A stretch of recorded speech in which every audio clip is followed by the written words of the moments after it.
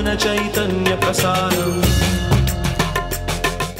నమస్కారం, మన ధర్మం కార్యక్రమానికి స్వాగతం. ముందుగా మన ధర్మం ప్రేక్షకులందరికీ వైకుంఠ ఏకాదశి శుభాకాంక్షలు. ఈరోజు మన ధర్మం కార్యక్రమంలో మన ధర్మ సందేహాలను నివృత్తి చేసేందుకు మనతో పాటు ఉన్నారు ప్రముఖ ఆధ్యాత్మికవేత్త ఆచార్య శ్రీ తాడేపల్లి పతంజలి గారు. గురుగారు నమస్కారం. నమస్కారం అమ్మా. గురుగారు, ఈరోజు వైకుంఠ ఏకాదశి సందర్భంగా అసలు ముక్కోటి ఏకాదశి ప్రత్యేకత ఏంటి? ఎందుకు దీనిని వైకుంఠ ఏకాదశిగా వ్యవహరిస్తారు? పరమ పవిత్రమైనటువంటి ఈ రోజున ముక్కోటి ఏకాదశి లేదా వైకుంఠ ఏకాదశి అని ఎందుకు అంటాం? నిజంగా అసలు ఏకాదశి అనేటువంటి పేరే చాలా పరమ పవిత్రమైందని చెప్పి మనందరికీ తెలుసు. ఎందుకనంటే విష్ణుమూర్తి మురాసురుడు అనేటువంటి రాక్షసుడితోటి యుద్ధం చేసినప్పుడు ఆ మురాసురుడిని చంపిన తర్వాత ఆయన శరీరం నుంచి ఈ ఏకాదశి అనేటువంటి తిథి పుట్టిందట. అందువల్ల అప్పటి నుంచి పరమ పవిత్రుడైనటువంటి ఆ విష్ణుమూర్తి శరీరంలో నుంచి ఆవిర్భవించాడు కనుక ఆయనకి ఏకాదశికి అంతటి పరమ పవిత్రత వచ్చింది. సరే, సంవత్సరంలో మనకి రకరకాల ఏకాదశులు ఉన్నాయి. అందులో ఇప్పుడు మనం అడిగిన ప్రశ్న ఏంటంటే ముక్కోటి ఏకాదశి, వైకుంఠ ఏకాదశి. సరే, ముక్కోటి ఏకాదశి అని అంటే 3 కోట్ల మంది దేవతలు కొలిచేటువంటి ఏకాదశి ముక్కోటి ఏకాదశి. 3 కోట్ల మంది దేవతలు అని అంటే ఇక్కడ కోటి అనేటువంటి పదానికి అర్థం ఏంటంటే సమూహము అని అర్థం తీసుకోవాలి. నిజానికి ఒక వర్గం 33 వర్గాలు, 33 వర్గాలని ముక్కోటి కింద మనం పిలుస్తున్నాం. ఆ 33 అంటే ఇక్కడ 33 సమూహాలు. ఎవరండి ఆ 33 అని అంటే ఏకాదశ రుద్రులు 11 మంది, ద్వాదశ ఆదిత్యులు 12 మంది, అష్టవసువులు 8 మంది, అశ్వినీ దేవతలు 2, మొత్తం కలిపితే 33. ఈ 33 సమూహాల దేవతలందరూ కూడా ఈ పరమ పవిత్రమైనటువంటి ఈ వైకుంఠ ఏకాదశి రోజు స్వామివారిని చక్కగా పూజ చేస్తారట, ఉత్తర ద్వార దర్శనం చేసి. అందుకని దీనిని వైకుంఠ ఏకాదశి, వైకుంఠంలో ఉన్నటువంటి స్వామివారి దర్శనం ఈరోజు వాళ్ళందరూ కూడా చేసుకుంటారు. అందుకని ఇది వైకుంఠ ఏకాదశి అనేటువంటి పేరుతో వచ్చింది. అంటే మిగతా రోజుల్లో కూడా వెళ్తారు, కానీ ఈ వైకుంఠ ఏకాదశి నాడు మాత్రం తప్పనిసరిగా వెళ్తారు. ఇంకొక విశేషం ఏంటంటే ఈ వైకుంఠ ఏకాదశికి మామూలుగా మనందరం కూడా చాంద్రమానం ప్రకారం ఏకాదశిని లెక్క పెడతాం. కానీ ఈ ముక్కోటి ఏకాదశి, ఈ వైకుంఠ ఏకాదశి అనేది ఏదైతే ఉందో ఇది సౌరమానం ప్రకారం మనందరం కూడా లెక్క పెడతాం. అది ఈ ముక్కోటి ఏకాదశి యొక్క ప్రత్యేకత. గురువుగారు, వైకుంఠం అనేది అసలు ఎక్కడుందని మన పురాణాలు విశ్లేషిస్తున్నాయి. వైకుంఠానికి సరైన అర్థాన్ని మన పెద్దలు ఏం చెప్తున్నారు? బాగుందమ్మా. నీ చేతి మాత్ర వైకుంఠ యాత్ర అని మన తెలుగువాడు చమత్కారంగా ఒక జాతీయం కల్పించాడు. ఎందుకంటే తెలుగు వాళ్ళల్లో ఉన్నంత భక్తి ప్రపంచంలో అసలు ఎక్కడా ఉండదమ్మా నా ఉద్దేశం ప్రకారం. ఎందుకంటే కడుపే కైలాసం అంటాడు. వాడికి ఆకలిస్తుంటే కడుపే కైలాసం అంటాడు. అలాగే ఎవరైనా ఈ మాత్రతోటి వాడు చనిపోతాడంటే నీ చేతి మాత్ర వైకుంఠ యాత్ర అంటాడు. మామూలుగా పరలోక యాత్ర అనండు వైకుంఠ యాత్ర అంటాడు. వైకుంఠము అంటే ఏమిటి? ఎందుకంటే అది విష్ణుమూర్తి యొక్క నివాస స్థానము వైకుంఠం. కుంఠము అంటే విభజన కలిగినటువంటిది. వికుంఠము అని అంటే విభజన లేనటువంటిది. ఏ విభజన? భక్తుడికి భగవంతుడికి మధ్య ఏదైతే ఒక విభజన ఉందో ఆ విభజనని చెరిపేసేటువంటిది వైకుంఠం. అంటే ఈ ఆత్మ వేరు, ఈ ఆత్మ వేరు అని అప్పటిదాకా 2 ఉంటాయి శరీరంలో, జీవాత్మ పరమాత్మ. ఈ 2 ఆత్మలని వికుంఠం ఒకటిగా చేసేది, మధ్యలో విభజన లేకుండా ఒకటిగా చేసి విష్ణుమూర్తి తనలో కలుపుకుంటాడు. కాబట్టి దానిని వైకుంఠము అనేటువంటి పేరుతోటి పిలుస్తారు. అయితే ఈ వైకుంఠలోకము అనేటువంటిది ఎక్కడ ఉంది అని అంటే కొంతమంది ఏమని చెప్తున్నారంటే మనం ఏదైతే క్షీరసాగర శయనుడు అని విష్ణుమూర్తిని మనం ఎవరైతే పిలుస్తున్నామో ఆ స్వామి ఉండేటువంటి ఆ పాలకడలనే వైకుంఠము చాలామంది పేరుతోటి పిలుస్తూ ఉన్నారు. ఆ వైకుంఠానికి అందరూ అర్హులు కారు. ఎవరైతే విష్ణుమూర్తిని మనసా వాచా కర్మణ తలుస్తారో వాళ్ళు మాత్రమే, ఎవరైతే ఈ ముక్కోటి ఏకాదశి నాడు, ఎందుకనంటే ఈ ముక్కోటి ఏకాదశి నాడు ఆ స్వామివారి దగ్గర ఉండేటువంటి ఆ కాపలా వాళ్ళు, జయ విజయులు అనేటువంటి కాపలా వాళ్ళు ఉన్నారమ్మా. వాళ్ళు ఈరోజు స్వామివారి చేత చక్కటి ఉన్నతమైనటువంటి స్థితిని పొంది, అయ్యా మేము పొందినటువంటి ఉన్నతమైన స్థితిని మిగతా లోకంలో అందరూ కూడా పొందాలి, మేము ఎలాగా నీ వైకుంఠ ద్వారం దగ్గర మేము ఉండగలిగామో మిగతా వాళ్ళకు కూడా అదృష్టం కలగచేయండి అని అంటే, నేను ఆ రకంగా మీకు అభయం ఇస్తున్నాను.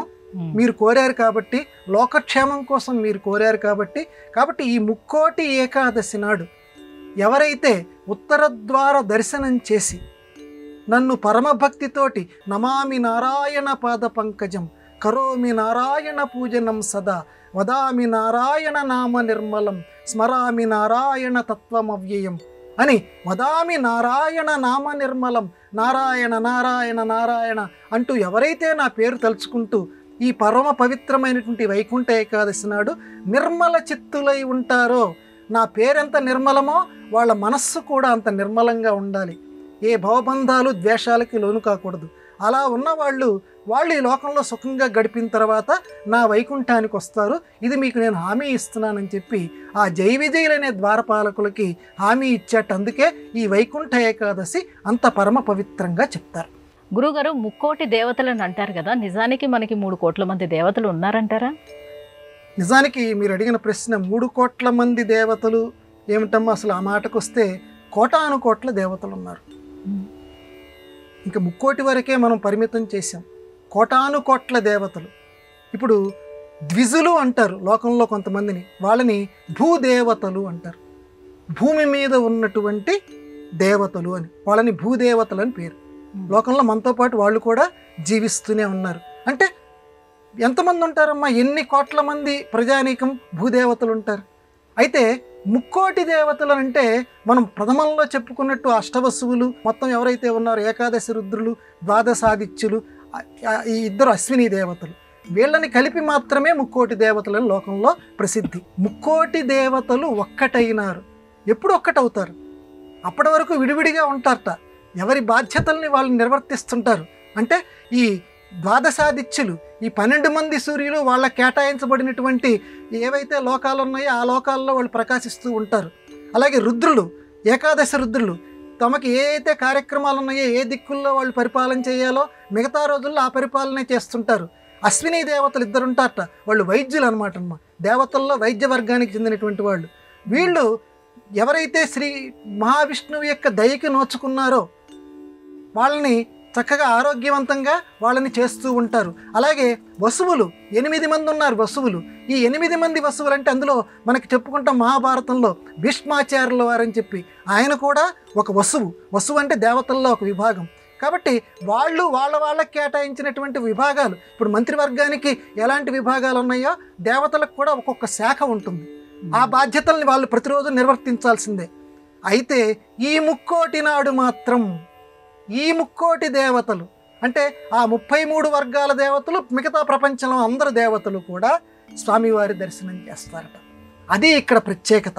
ముక్కోటి యొక్క ప్రత్యేకత ఏంటంటే వాళ్ళందరూ కూడా, అంటే ఒక్క నారాయణుణ్ణి గనక, ఆ విష్ణుమూర్తిని గనక ఈ పరమ పవిత్రమైనటువంటి ఈ ముక్కోటి ఏకాదశి నాడు, వైకుంఠ ఏకాదశి నాడు ఉత్తరద్వార దర్శనం చేస్తే, మనం నారాయణుణ్ణి సందర్శిస్తే అక్కడ ముక్కోటి దేవతలు మొత్తం ఈ 33 వర్గాలకి సంబంధించినటువంటి, అంటే మనకు ఆరోగ్యం, లక్ష్మి, సంపద, భూ సంపద, ఇంకా ఏవేవైతే అనుకుంటున్నావో ఈ ప్రపంచంలో మోక్ష సంపద, అన్ని రకాలు, అంటే అన్ని విభాగాల అధిపతులు అందరూ నారాయణుడి సమక్షంలో ఉంటారు.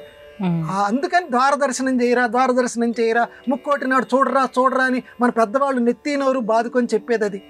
అందువల్ల తప్పనిసరిగా చేస్తే ఆ ముక్కోటి దేవతలు ఒక్కటైనారు అన్నాడు. ఎంత చక్కగా అన్నాడు ఆ మహానుభావుడు. చూడండి, అందరూ కలిపి ఒక్కటిగా వస్తారట. ఆ తమ తమ విభాగాల పనులన్నీ విడిచిపెట్టి ఈరోజు నారాయణుడు ఉన్నటువంటి ఆ ఉత్తర ద్వారం దగ్గరికే వస్తారట. అందుకని నారాయణ దర్శనం చేయండి. ఆ ఒక్కటైన ఆ ముక్కోటి దేవతల్ని వాళ్ళని స్మరించుకుంటూ నారాయణ దర్శనం చేసి ఇహ పర సిద్ధిని అందరూ పొందెదరుగాక. గురుగారు, మరో సందేహం. ఇంద్రియాలకు అలాగే ఏకాదశి తిథికి ప్రత్యక్ష సంబంధం ఉందంటారు. ఇందులో ఆంతర్యాన్ని ఎలా తీసుకోవాలి? ఈ ముక్కోటి ఏకాదశికి ఇంద్రియాలకేనంటే మామూలుగా మన చేత వ్యాపారం ఏదో పనుల్లో నిమగ్నమై ఉండేటువంటివి ఇంద్రియం. ఉదాహరణకి జ్ఞానేంద్రియాలు, కళ్ళు, ముక్కు, చెవులు ఇలాంటివి జ్ఞానేంద్రియాలు. ఇక కర్మేంద్రియాలు, కాళ్ళు అంటే మన చేత పని చేయించేటువంటివి, ఇవి కర్మేంద్రియాలు. అవి 5, ఇవి 5, మొత్తం 10. వీటితో పాటుగా ఇంకొక ఇంద్రియం కూడా ఉందమ్మా, మనస్సు కూడా ఒక ఇంద్రియం. ఇది మొత్తం కలిపి ఏకాదశ ఇంద్రియాలు, అంటే 11 ఇంద్రియాలు. ఇవాళ తిథి ఏంటమ్మా? ఏకాదశి. కాబట్టి ఏకాదశ ఇంద్రియాలకి ఈ వైకుంఠ ఏకాదశికి సంబంధం ఉంది. ముఖ్యంగా సంఖ్యాపరంగా చూసినా ఆ పదం పరంగా చూసినా రెండిటికి మనకి సాన్నిహిత్యం కలుగుతుంది. ఏకాదశ ఇంద్రియాలు, వైకుంఠ ఏకాదశి. ఏంటండి ఈ ఇంద్రియాలకి ఏకాదశికి అదొక్కటైనా సంబంధం? మిగతా సంబంధం ఏమైనా ఉందా అంటే ఉందట. ఎవరైతే ఈ వైకుంఠ ఏకాదశి నాడు ఉపవాసం చేస్తారో వాళ్ళకి ఈ మొత్తం సంవత్సరంలో ఏ పాపాలు చేశారో ఆ పాపాలన్నీ కూడా అడుగంట అసలు ఎక్కడ ఏ ఒక్క ఆనవాలు లేకుండా కూడా పోతాయి. ఈ ఇంద్రియాలు పాపాలు చేస్తుంటే, ఇంద్రియము అంటే దాని అర్థం ఏంటంటే, ఇంకొక చమత్కారంగా అర్థం చెప్పాలంటే పాపం చేయించేది ఇంద్రియం. ఈ సంవత్సరం మొత్తం మీద ఉదయం లేచిన దగ్గర నుంచి రాత్రి వరకు ఈ ఇంద్రియాలు మన చేత రకరకాల పాపాల్లో మన ఆ పాపపు కూపాల్లో ఆ బావిల్లో మన పడదోయిస్తూ ఉంటాయి. కాబట్టి ఈ పాపాలన్నిటినీ తొలగిపోవటానికి ఆ ఏకాదశి ఇంద్రియాలు, ఎందుకంటే అందులో ప్రధానంగా తీసుకుంటే మనస్సమ్మ. ఈ మనస్సు అనేటువంటిది మహాపాపం చేయిస్తుంది. కళ్ళు పాపం చేయిస్తాయి, చెవులు పాపం చేయిస్తాయి, కానీ అన్నిటికంటే ఎక్కువ పాపం చేయించేది మనస్సులో ఏది తలవకూడదో దాన్ని గురించి ఆలోచన చేసామనుకోండి పాపం. వీడిని చంపాలి అనుకోవటం పాపం, చంపటం ఇంకా పాపం. కాబట్టి ముందు భావన వచ్చినది అది చేసేటువంటిది మనస్సు. కాబట్టి పాపపు ఆలోచనలు రకరకాలు చేస్తూ ఉంటాం. వాడి సంపద నాకు కావాలనుకుంటాం, వాడికి అంత డబ్బు ఉందేమో ఈర్ష్యపడతాం, ఇలాంటి మహాపాపాలు అనేకం చేస్తాం. ఈ పాపాలన్నింటినీ పోగొట్టుకోవటానికి ఈ ఏకాదశి ఇంద్రియాలు చేసే పాపాలన్నింటినీ రక్షించడానికి ఉపవాసం చేయమన్నారు. ఉపవాసం అంటే మనం చాలాసార్లు చెప్పుకున్నాం. ఉపవాసం అంటే ఇక్కడ భోజనం మానేసి ఉండమని ఒక అర్థము. భోజనం మానేటువంటి ఉపవాసం స్వామివారి ముందు ముక్కోటి దేవతలు ఒక్కటై నిలిచినటువంటి ఆ నారాయణుడి ముందు, ఆ నారాయణుడి యొక్క పాద పంకజం, నారాయణ తత్వం అవ్యయం, ఎటువంటి తరగనటువంటి అద్భుతమైనటువంటి మహిమాన్వితమైనటువంటి తత్వాన్వేషి అయినటువంటి తత్వదాయకుడైనటువంటి ఆ మహానుభావుడి యొక్క పాద పద్మముల దగ్గర మన మనస్సుని ఉంచగలగాలి. ప్రధానంగా ఇంద్రియాల్లో ఉంచగలిగితే పాప ప్రక్షాళన జరుగుతుంది. మనస్సుని ఉంచగలగటం అంటే ఎప్పుడు జరుగుతుంది? నువ్వు శుభ్రంగా ఆ రోజు భోంచేసావనుకో మత్తు వస్తుంది. అందువల్ల శరీరాన్ని ఖాళీగా ఉంచి స్వామి ఖాళీగా ఉంచాను, నీ దయతోటి దీన్ని నింపు, ఈ శరీరాన్ని ఈరోజు నింపు. ఈ సంవత్సరం మొత్తం మీద నేను రకరకాల పాపాలు చేశాను, ఈ ఇంద్రియాలు చేసిన పాపాలన్నింటినీ పోగొట్టు స్వామి అని నిర్మలమైన భక్తితోటి ఆ ముక్కోటి ఏకాదశి నాడు స్వామి దర్శనం చేస్తూ ప్రార్థించుకోవాలి.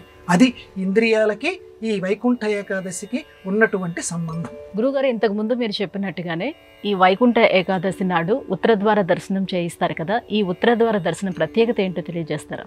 ద్వార దర్శనం, ద్వారాన్ని చూడటం.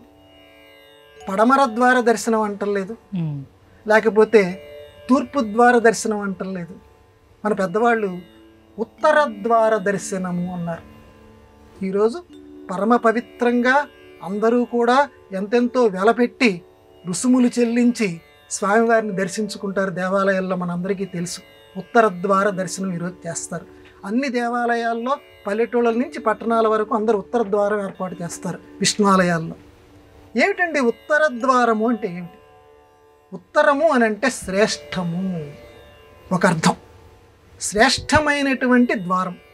అక్కడ ఉన్నవాడెవడు? శ్రేష్ఠుడు ఉన్నాడు, పవిత్రుడు ఉన్నాడు. పవిత్రుడు ఉన్నటువంటి ద్వారం. రెండుగా, ద్వారం అంటే రెండుగా చేసేటువంటిది. ఈ రెండుగా చేసేటువంటి అటుపక్క ఇటుపక్క విడగొడుతుందమ్మా ద్వారం అనేటువంటిది. కాబట్టి ఈ ఉత్తర ద్వారం ఏం చేస్తుందన్నమాట అండి, ఈ రెండింటినీ విడగొట్టబడినటువంటి మన ఆత్మ ఏదైతే ఉందో, ఇటు భూలోకానికి ఇటు పరలోకానికి వైకుంఠానికి మధ్య విడగొట్టబడి మనం నిలబడి ఉన్నాం. ఈ విడగొట్టబడి ఉన్నటువంటి మనని ఒకటిగా చేస్తుంది. ఎవరైతే ఉత్తర ద్వార దర్శనం చేస్తారో యువతలి పక్క ఉన్నటువంటి మనల్ని అవతలి పక్కకి వెళ్ళటానికి, అంటే పరమ పవిత్రమైన స్వామివారి లోకానికి అడుగు పెట్టగలిగేటువంటి యోగ్యతని మనకి ఈరోజు ఉత్తర ద్వారం కలిగిస్తుంది. శ్రేష్టమైన ద్వారం, అలాగే స్వామివారి యొక్క శ్రేష్టత్వాన్ని మనకి ప్రసాదించేటువంటి ద్వారం. ఇదొక అర్థం. రెండొక అర్థం ఏంటంటే, శరీరంలో బొడ్డుకి కింద ఉండేటువంటి దాన్ని దక్షిణం అంటారు. ఈ బొడ్డుకి పైన ఉండేటువంటి శరీరాన్ని ఉత్తరము అని అంటారు. ఉత్తరానికి ఒక ద్వారం ఉంటుంది. శరీరంలో కూడా ఈ ఉత్తరానికి ఇక్కడ సహస్రారము అని ఒక ద్వారం ఉంటుంది. యోగాభ్యాసం చేసేటువంటి వాళ్ళందరూ కూడా కుండలిని శక్తిని జాగృతం చేసుకొని ప్రయత్నం చేసి చేసి చేసి చేసి ఈ సహస్రారానికి చేర్చాలి దాన్ని అని చెప్పి ప్రయత్నం చేస్తుంటారు. అంటే సహస్రారానికి చేరితే వాడికి మళ్ళీ జన్మ ఉండదు అని చెప్తారు. కాబట్టి ఈ ఉత్తర ద్వారం కావాలి ప్రతివాడికి కూడా. ఈ ఉత్తర ద్వార దర్శనం ఎప్పుడవుతుంది? స్వామివారి యొక్క ఉత్తర ద్వార దర్శనం గనక నువ్వు చేస్తే, నువ్వు చేసేటువంటి యోగ సిద్ధి ఏదైతే ఉందో, నువ్వు చేసేటువంటి యోగాభ్యాసం ఏదైతే ఉందో అది అప్పుడు ఫలిస్తుంది. ఆ యోగాభ్యాసం ఫలించి నీ శరీరంలో కూడా ఈ ఉత్తర ద్వార దర్శనం నీకు అవుతుంది. నీ జన్మాంతంలో నీకయి మళ్ళీ జన్మ ఎత్తకుండా నువ్వు పరిపూర్ణ సిద్ధుడి అవుతావు అని తెలియచేయటానికి కనీసం ఈ రోజైనా ఉత్తర ద్వార దర్శనం చేయరా, ఉత్తర ద్వార దర్శనం చేయవలసిన అగత్యం మానవ జన్మ ఎత్తిన నీకు ఉన్నదిరా అని చెప్పటానికి మన వాళ్ళు ఉత్తర ద్వార దర్శనం చేయమని చెప్పారు. అంటే ఇటు శారీరకంగా యోగికంగా ఒక అర్థమేమో ఇందాక చెప్పుకున్నాం శ్రేష్టత్వం అని చెప్పి. మూడవది, ఈరోజు ఎక్కడెక్కడ ఉన్నటువంటి దేవతలందరూ కూడా రావణాసురుడి యొక్క వధ జరగాలి అని చెప్పి సరిగ్గా ఇదే రోజున ఈ ముక్కోటి ఏకాదశి నాడు దేవతలందరూ కూడా ఉత్తర ద్వారం దగ్గరికి వచ్చి వైకుంఠంలో స్వామివారికి మొరపెట్టుకున్నారట. స్వామి, ఈ లోకంలో ఆ రావణాసురుడు పెట్టేటువంటి బాధలు మేము భరించలేకపోతున్నాం, మమ్మల్ని ఆ రావణాసురుడి నుంచి విముక్తి చేయి స్వామి అని స్వామివారికి మొరపెట్టుకున్నారు. వాళ్ళ మొరల్ని ఆలకించి స్వామివారు రామావతారం దాల్చి రావణుణ్ణి నాశనం చేశారు. కాబట్టి మనం కూడా దేవతల్లాగా, స్వామి ఈ లోకంలో అకృత్యము అనే రాక్షసుడు, రకరకాల రాక్షసులు బాధలు పెడుతున్నారు, వాళ్ళ నుంచి ఈ లోకాన్ని రక్షించు అని చెప్పి దేవుణ్ణి ప్రార్థిస్తే రావణుణ్ణి ఎలా అంతం చేశాడో ఈ లోకంలో అకృత్య రాక్షసుల్ని కూడా స్వామి అంతం చేస్తాడు. అందుకని ఉత్తర ద్వార దర్శనం, ఇది దాని యొక్క ప్రాముఖ్యత. గురుగారు, ఏకాదశి తిథికి అలాగే నక్షత్రాలకి సంబంధం ఉందంటారు. ఈ రెండింటికి మధ్య ఉన్నటువంటి ఆ సంబంధాన్ని ఎలా విశ్లేషించుకోవాలి? ప్రధానంగా దైవాలలో విష్ణుమూర్తికి ఈ ఏకాదశి తిథికి నక్షత్రాలకి సంబంధించి చాలా ప్రత్యక్ష సంబంధం మనకు కనపడుతుంది. ఎట్లా అనంటే, ఆషాఢ శుద్ధ ఏకాదశి మనం చాలాసార్లు చెప్పుకుంటున్నాం. ఆషాఢ శుద్ధ ఏకాదశి నాడు నక్షత్రాలన్నీ కూడాటమ్మా, జాగ్రత్తగా జ్యోతిష్ శాస్త్రం చదివిన వాళ్ళు చెప్తారు, నక్షత్రాలన్నీ కూడా విష్ణుమూర్తి ఏ రకంగా పడుకుంటాడో ఆ రకంగా పడుకున్నటువంటి ఆకారంలో ఉంటాయి. అందుకే దాన్ని శయన ఏకాదశి అంటారు. అందుకే సంప్రదాయానికి జోహార్, సంప్రదాయానికి నమస్కారం అని మనం చెప్పేది. నువ్వు గనక జాగ్రత్తగా గనక నువ్వు పరిశీలించగలిగితే ఆ నక్షత్రాలు ఉన్నటువంటి ఆకారం విష్ణుమూర్తి పడుకున్నట్లుగా మనకు కనపడుతుంది. భాద్రపద శుక్ల ఏకాదశి, మళ్ళీ ఏకాదశి, ఆ రోజుకు నువ్వు నక్షత్రాలని చూస్తే, నువ్వు ఏదైతే ఆషాఢ శుద్ధ ఏకాదశి నాడు నక్షత్రాలను చూస్తే పడుకున్నట్టు ఎలా కనపడ్డాయో దాంట్లో కొంచెం పరివర్తనం కనపడుతుంది, కొంత మార్పు నీకు కనపడుతుంది. అందుకే దాన్ని భాద్రపద శుద్ధ ఏకాదశిని పరివర్తన ఏకాదశి అన్నారు. తర్వాత కార్తీక శుద్ధ ఏకాదశి, స్వామివారు నిద్ర నుంచి మేల్కొనేటువంటి రోజు, ఉద్దాన ఏకాదశి అంటారు దాన్ని. స్వామివారిని అప్పుడు నువ్వు నక్షత్రాలని చూస్తే ఆ ఏకాదశి నాడు కొంచెం అలా లేచినట్లుగా, స్వామివారు ఆ పడక మీద నుంచి లేచినట్లుగా నక్షత్రాలు కూడా అలా లేచినట్లు కనపడతాయి. ఇక పరమ పవిత్రమైన ఈ రోజు గనక నువ్వు ఆకాశం కేసి జాగ్రత్తగా గనక చూస్తే ఈ వైకుంఠ ఏకాదశి నాడు గనక నువ్వు చూస్తే నక్షత్రాలు పూర్ణ రూపంలో కనపడతాయి. పూర్ణమద పూర్ణమిదని చెప్పి మన పెద్దవాళ్ళు ఒక గొప్ప మంత్రం ఒకటి చెప్పారు. అంటే విష్ణుమూర్తి ఆ నారాయణుడి యొక్క స్వరూపం ఇలా ఉంటుంది సుమా, ఆయనకి ఇష్టమైనటువంటి ఏకాదశి నాడు ఆయన స్వరూపాలు ఇలా ఉంటాయి సుమా అని నక్షత్రాలు కూడా ఈ లోకానికి ప్రబోధం చేస్తూ ఉంటాయి. అదమ్మా నక్షత్రాలకి ఏకాదశికి ఉన్నటువంటి పరమ పవిత్రమైనటువంటి సంబంధం. అయితే జాగ్రత్తగా చూడగలగాలి. ఆ చూడగలిగే నేర్పున్నటువంటి జ్యోతిష్ శాస్త్రజ్ఞుల్ని పక్కన కూర్చోబెట్టుకొని ఆ ఖగోళాన్ని జాగ్రత్తగా పరిశీలిస్తే ఇప్పుడు నేను చెప్పినటువంటి ఆకారాలన్నీ కూడా కనిపిస్తాయి. ఇది పెద్దలందరూ కూడా నిరూపించినటువంటి విషయం. గురుగారు, ఏకాదశి నాడు ఉపవాసం చేయాలని మన సంప్రదాయం చెప్తుంది. అదే ఏకాదశి రోజున భోజన ద్వయం చేయాలని ఓ సంప్రదాయ శ్లోకం చెప్తుంది. దీన్ని ఎలా చూడాలి? ఇది ఒక చమత్కారమైనటువంటి శ్లోకం. ఆ సంప్రదాయ శ్లోకం ఏకాదశ్యాంతు భోజనద్వయం. ఇది విన్న వెంటనే మనకి ఏమనిపిస్తుందంటే, ఇదేమిట్రా ఏకాదశి నాడు ఉపవాసం ఉండాలి, ఆ స్వామివారి పూజ చేయాలి, పవిత్రమైన శరీరంతో చెప్తూ ఉంటే నువ్వేమిటి భోజనద్వయం? ద్వయం అంటే రెండు, భోజనం అంటే రెండు రకాల భోజనాలు, రెండు సార్లు భోజనం చెయ్యి అని చెప్తోంది. ఏంటంటే దానికి పెద్దవాళ్ళు విడగొట్టుకోవాలి నాయన. అక్కడ భో అంటే సంస్కృతంలో ఓరి అని అర్థం. ఇప్పుడు సంబోధన ప్రథమా విభక్తి అంటారు చూడు. భో ఓరి మానవుడా, భో జన అంటే ఓ జనులారా, ఓ మానవులారా, ద్వయం ఈరోజు మీరు చక్కగా రెండు పనులు చేయండి. ఏమిటా రెండు పనులు? మొదటి పని ఏకహ ఉపవాసం. మొదటి పని ఉపవాసం చేయండి పరమ పవిత్రమైనటువంటి ఈ ఏకాదశి రోజు. రెండవది సత్కథాశ్రవణం.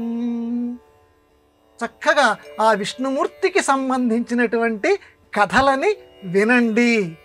అది కానీ చమత్కారంగా ఆ శ్లోకంలో ఆ మహానుభావుడు ఏం చెప్పాడంటే, భోజనద్వయం ఏకాదశి నాడు ఓ జనులారా రెండు రకాలుగా ఉండండి అని చెప్పడానికి భోజనద్వయం అనేసరికి మన వాళ్ళందరూ కూడా రెండు రకాల భోజనాలు అనుకుంటాం. కాదు, రెండు రకాలుగా ఉండాలి. ఒకటి ఉపవాసం, దాని గురించి మనం చెప్పుకున్నాం. రెండోది సత్కథాశ్రవణం, దీని గురించి కొంత చెప్పుకుందాం మనం. సత్కథాశ్రవణం అని అంటే మంచి కథల్ని వినాలి.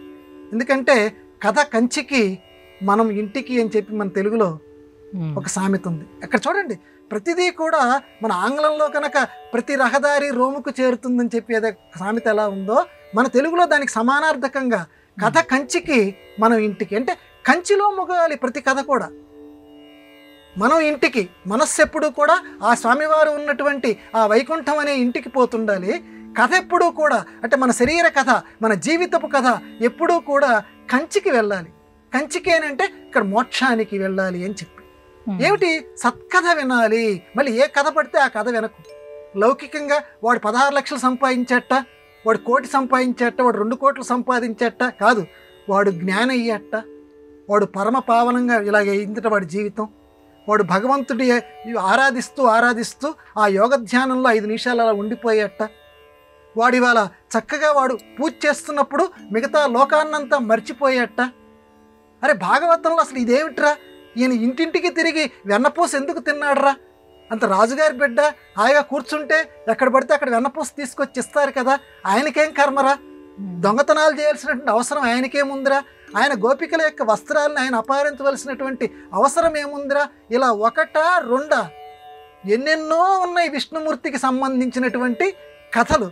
ఇలాంటి సత్కథాశ్రవణం మనమన్నా చదువుకోవాలి, లేదా ఎవరన్నా తెలిసినటువంటి వాళ్ళ దగ్గర, స్వామి ఈరోజు ముక్కోటి ఏకాదశి, వైకుంఠ ఏకాదశి, ఈరోజు 2 విషయాలు చేయాలని చెప్తుంది మన సంప్రదాయం.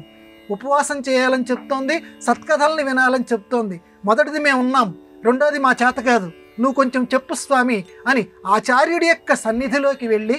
ఎందుకనంటే పరీక్షిత్తు మహారాజు అంతటి వాడు తనంతటి తాను చదువుకోలేదమ్మా, సుకుడంతటి వాడిని అడిగాడు. ఎందుకల్ల గురుముఖత విద్య, గురుముఖతనే శ్రవణం చేస్తేనే మనకి ఆ ఫలితం ఎప్పుడూ కూడా మనకి లభిస్తుంది. కాబట్టి ఈరోజు మంచి కథల్ని వినండి. అది ఈ వైకుంఠ ఏకాదశి నాడు ఆ 2 కార్యక్రమాలు చేయమని ఈ భోజనద్వయం అనే చమత్కారంగా చెప్పారు. గురుగారు, ఇవాళ మన ధర్మం కార్యక్రమంలో మాకు వచ్చినటువంటి ఈ ధర్మ సందేహాలన్నీ కూడా నివృత్తి చేసినందుకు ధన్యవాదాలండి. నమస్కారం. ఇది ఇవాల్టి మన ధర్మం కార్యక్రమం. రేపటి మన ధర్మం కార్యక్రమంలో మళ్ళీ కలుసుకుందాం. నమస్కారం. ఈ కార్యక్రమాన్ని తిరిగి చూడాలనుకుంటే www.youtube.com/ETV Life Spiritual లో చూడవచ్చు.